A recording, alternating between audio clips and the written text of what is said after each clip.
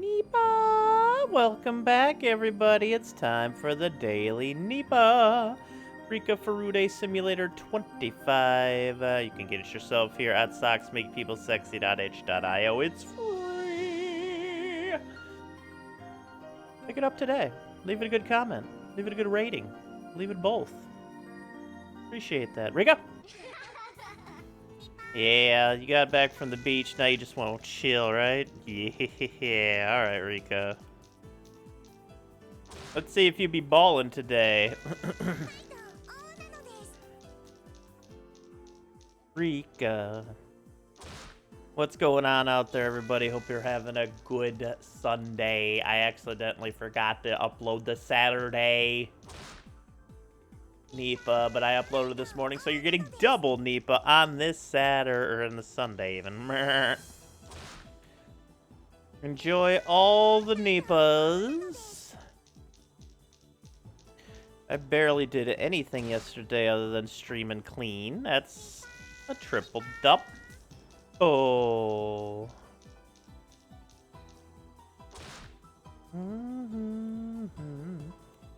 It was awful. Yesterday, well, the stream was a lot of fun yesterday, but after that, it wasn't a lot of fun. And then my brain got very upset, and yeah. So I just kind of mellowed out for the whole evening, didn't do much but watch YouTube and then fell asleep. But besides cleaning everything, hey Solidex. I love that. Huggies. It's so cute. Besides that, I did make some spaghetti for dinner last night. Brown that turkey meat, mushrooms in there, pasta sauce, spaghetti, some broggle. It was very, very tasty. I enjoyed it quite a bit. And then I just kind of watched YouTube and fell asleep. YouTube really is just television now.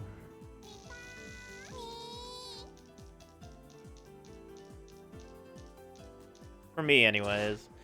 Ain't no way I'm paying some fucking cable bill for something I'm never gonna use. That's a triple double. That's a triple double, triple double, triple double. Like, why bother when I can just go to YouTube and search specifically for the things I actually want to watch? If I want to watch anything sports, I'll just watch it online. Rika Wembanyama! Or just Wembanyama! Heck yeah, Rika. You go, Rika, you fucking boss, you.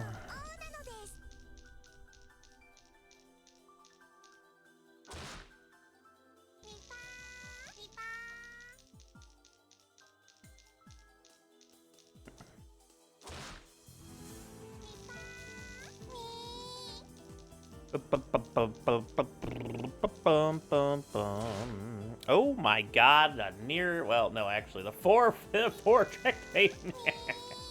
We only had 4 5s there, but we had a 4 as well. And a 1. Tricky, Rika, you're being tricky today. Hey.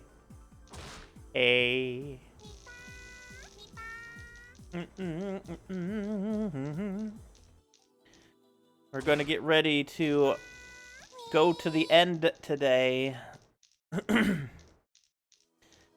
gonna get to the 40,001, but like,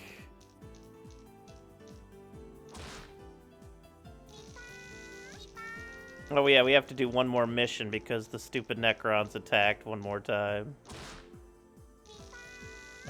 And if we wanted to, we could just take out a lot of the Necron bases without much effort, I think, at this point. Send a bunch of penitents on the bottom side, and then send all the good units up the top side to wrap around to take it out, but...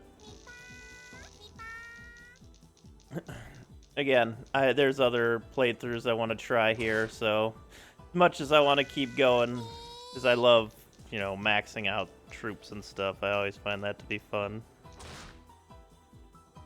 We're going to prepare to go for the end. We already have 4 heavy plasmas. 4 master-crafted plasmas. We have 4 grav guns, master-crafted grav guns, 4 Decker plasmas, 2 plasma pistols.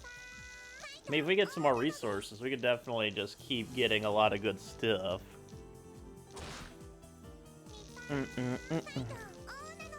I want to start doing themed runs, though, like lore-friendly runs, I think. Like, just Catachans. Or just, like, specific guard units or something. Or, like, all squats, just for fun.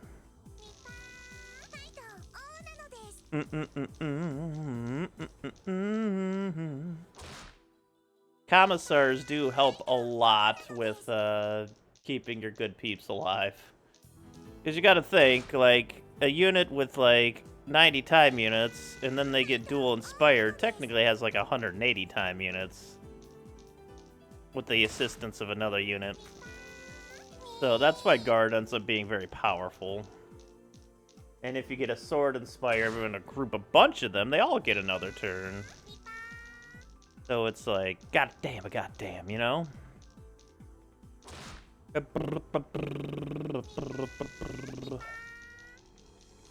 Nipah. I'm probably gonna get like 10 sniper rifles for the first part of the last mission too, since that requires so much length. I'm hoping that we can get the orbital bombardments in time. That was another thing I was trying to save up for, because I haven't really used orbital bombardments much. I feel like it would be fun to do it here. Again, we take 2 of those and a servitor. That still leaves 41 spots on the Gorgon. And the first orbital bombardment will absolutely clean house. The second one can hide behind the craft for the whole mission. And we'll try to save it for part 2.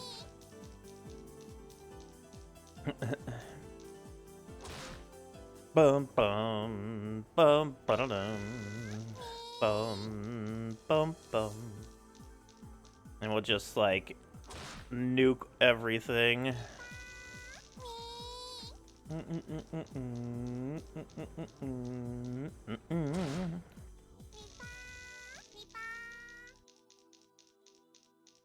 You know.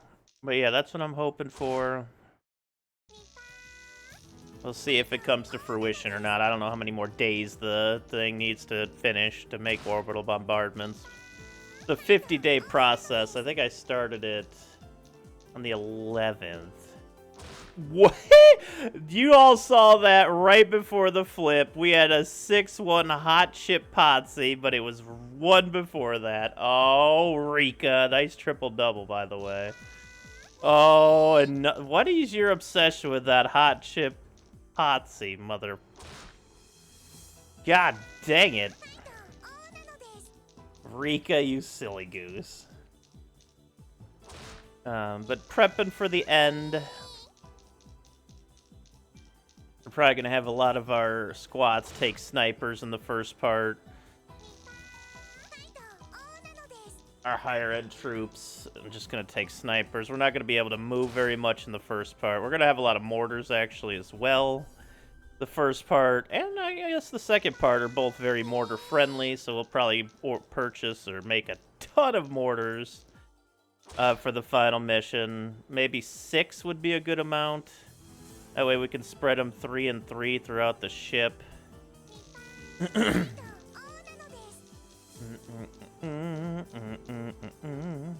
Skilling Blow, how you doing? Happy Humans Day go yesterday. It went well, for the most part. I ended up losing one of our officers by being a dum-dum, but other than that, it went pretty well. You take your fucking pills and you don't get the Zephyr. That's the rules. That's the rules. Take your fucking pills, take your fucking pills, take your fucking pills, take your fucking pills, girl. Girl, you need to take your fucking pills. I was just discussing what we gotta do, or what I want to do for the end game.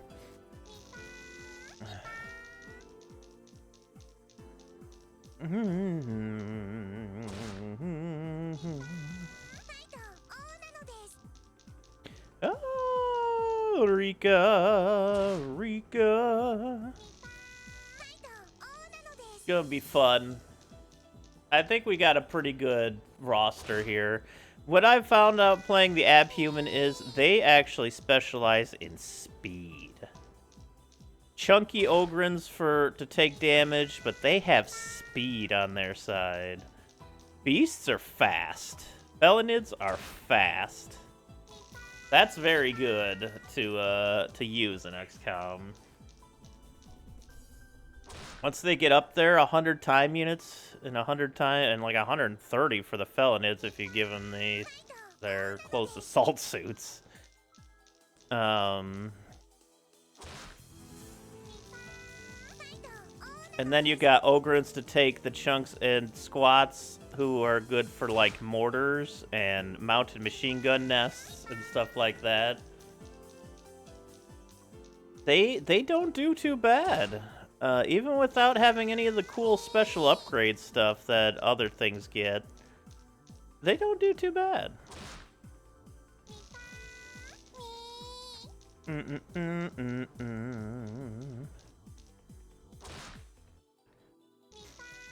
Been having a real fun time with Abhumans this time. It's been a long time since I played as Abhuman. Besides us getting shot down twice, I guess the second time just didn't count because the tank just survived somehow. That would have ended the run, but I'm glad it didn't. Also, we've avoided every single base attack on this run, by the way. We have not had to have one base defense. I'm very, very, very happy about that.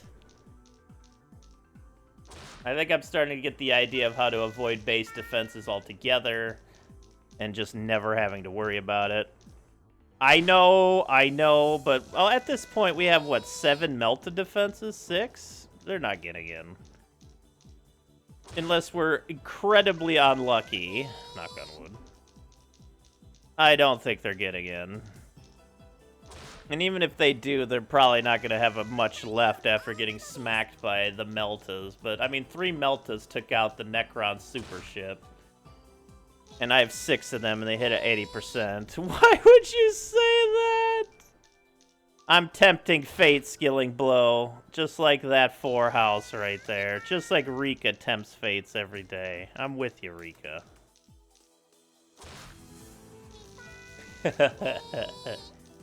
It'll be fun regardless, though. That one save earlier with the Night Raptors right before they got there, that was huge.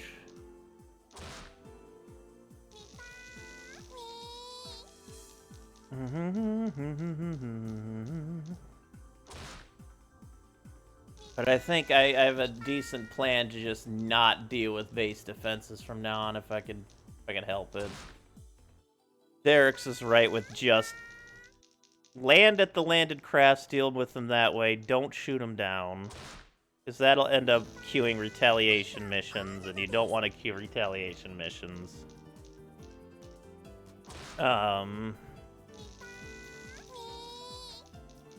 So, like, if you just take the landed and the bases, and you just don't bother shooting anything down, you're okay. Have the shit to shoot down ships anyways. Yeah, you're not wrong, especially as guard. And it's better that way, because land and craft give you more resources and more things to kill. I know, Rika, I know.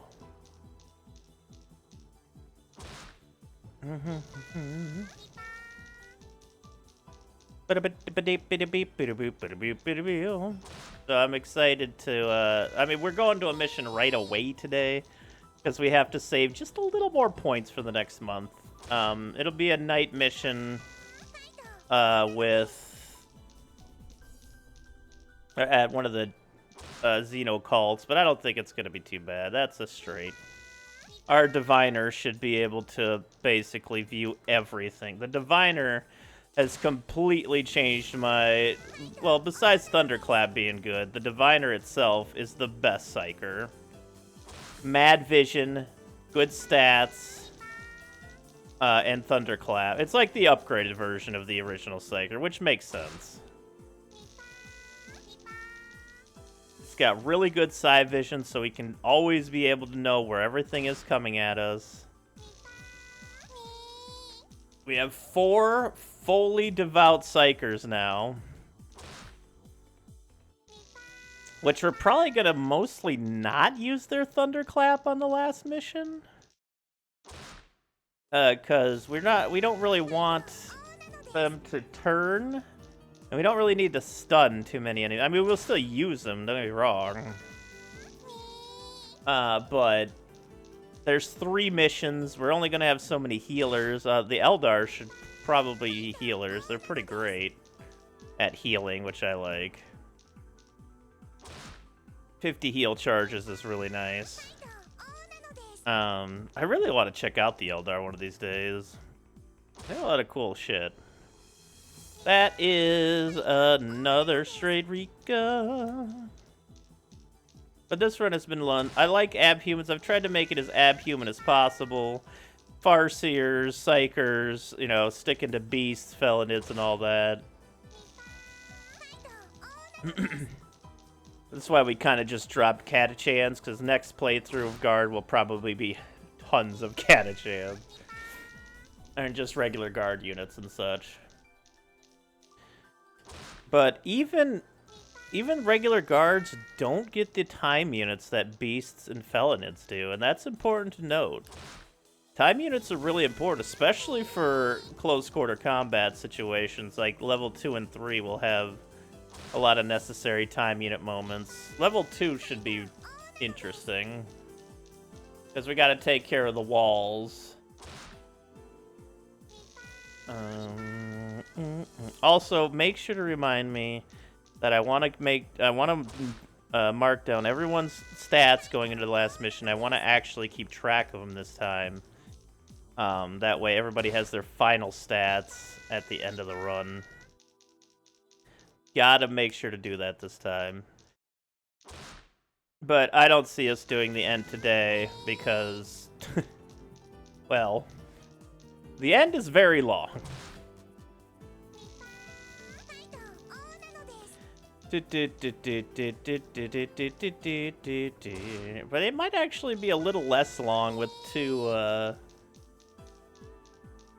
orbital bombardments, being able to just completely crush another straight. There's a lot of straights today. Rika's doing less balling and a lot of just mixing those numbers up. But yeah, with the orbital bombardments, you should be able to kill a decent amount in the distance right away. Probably get rid of most of the turrets, which won't be an issue. I'll probably shoot the turrets first.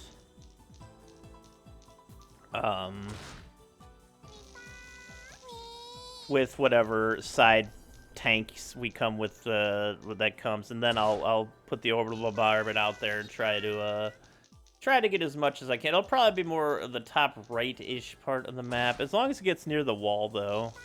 The thing is I don't want to actually cave in all of the gates, because I like to repair our armors at the end of the mission, which if there's somebody still on the wall that can't get off, that's also fine. We can take all of our soldiers back, repair everything, and eventually just snipe the dude that's out there. But with our one servitor that's coming along, we do want to make sure we keep our armors tippy-top shaped throughout. Which, again, is one of the coolest mechanics in Rosigma, is armor ablation and being able to actually repair it and ablating the enemy's armor. And all that good stuff.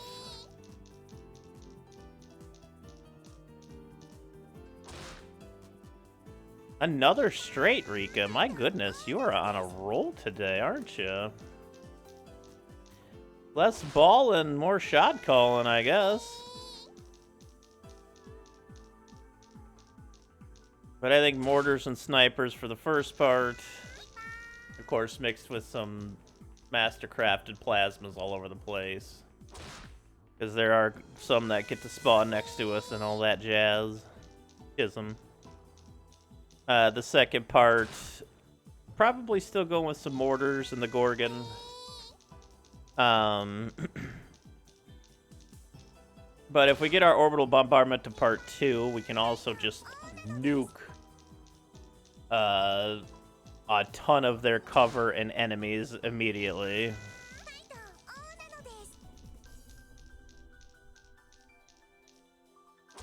And then we can have...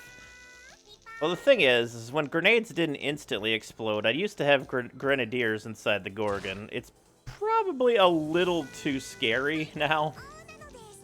Because one missed Melta could, 1, kill all of our weapons, 2, kill all of our people inside, and 3, just be a big mess to deal with. So we're gonna have to do it on the outside, which is fine. With our diviners, we should be able to also see a lot of them where they are. They can't really hide from us now.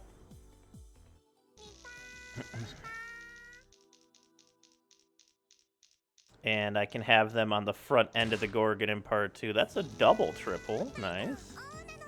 Much like how I had them in the Gorgon on the Space Hulk, and I could just see where all the enemies were coming up and then just shoot them. They're great scouts, great commando scouts with solid stats. They get a dodge roll automatically.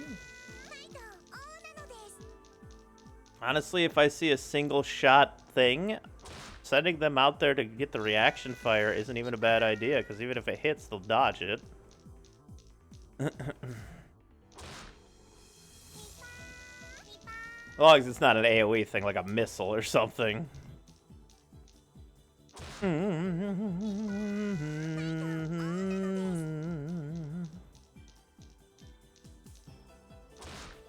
I'm just thinking back to when Corruption was first in. Or when I first started playing Rosigma, Corruption was so much stronger than it is now. Like, yeah, we still get Corrupt, and we still lose units, but when I first played, like, if you got touched with Corruption, you basically instantly changed. It was like, whoa! I'm glad that got toned down a little bit. I felt that was a little bit too strong. I actually had one of my biggest brain death moments when I was playing Sisters, and like one shotgun bird like corrupted 12 units or something all at the same turn. That's a triple double, including like my super high-end sister armor. That was always my biggest beef. Like, what's the point of getting all the good armors if they don't actually protect? And I'm glad that has also changed. You saw the Sacrosanct armor definitely has some oomph to it in the last in that last base defense we had as sisters. And the only reason that run died is because, of course, my base just got attacked when our sisters were out. Next time, especially since the sisters get Steagles, but like, just don't bother. Just go to landed craft. Don't shoot anything down. Don't go after those little flyers that are hovering all over in the air. They don't matter. We're about to hit 29,000 fates here shortly, Rika. You've been having a hell of a journey yourself.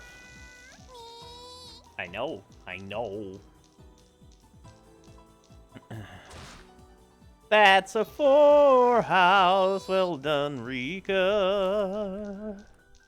You beast. Almost had 2 in a row. And the third part is... The only reason the third part's the easiest is because it has the least open space. And I'm okay with that. It's a base. It should be a base format. And it's only easiest because you tend to get a good starting position, and then you can play outside of that and push forward. But it also makes sense that you entered the base basically from that side, and then you have to push forward. And I wouldn't even necessarily say it's easy. It's just your positioning is a little better than the other two spots. I would probably say the second is the hardest. Because those spawns can really fuck you up. But the guard, again, actually have a pretty good advantage here with having 4 heavy flamers on the Gorgon. That's another triple double. And you can usually kill a lot of the blitzing monsters besides, like, the blood... the big demon dudes. They're not going to get taken to flames, but, like, any of the Slanesh that spawn, you can burn them alive. Any of the weaker marines, you can burn them alive. They can't really hide since you're constantly bathing them in flame. Sisters would be so proud.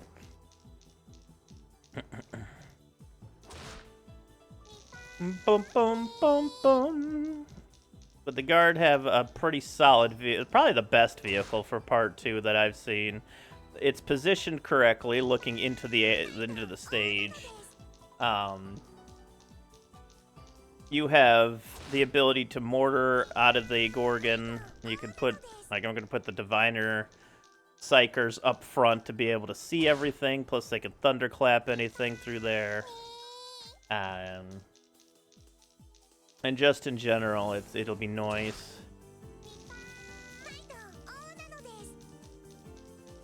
Slice, slice, slice, slice and dice.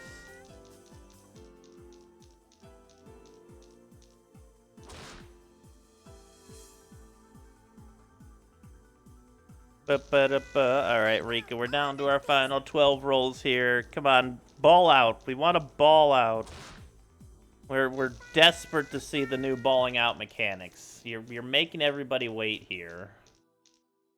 All we need is to keep rolling, rolling, rolling. That's all we need. We can do this. There's a triple double.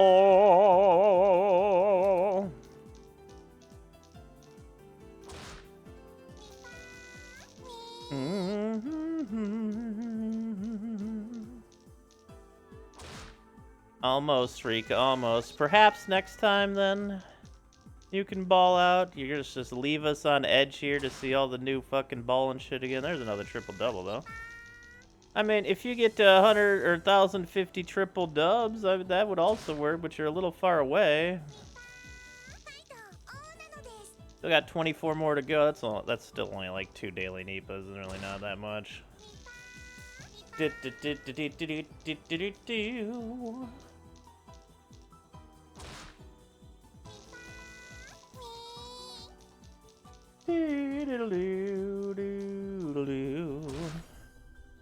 Another triple double, Rika. If you finish with 2 more triple doubles, I will do it anyway.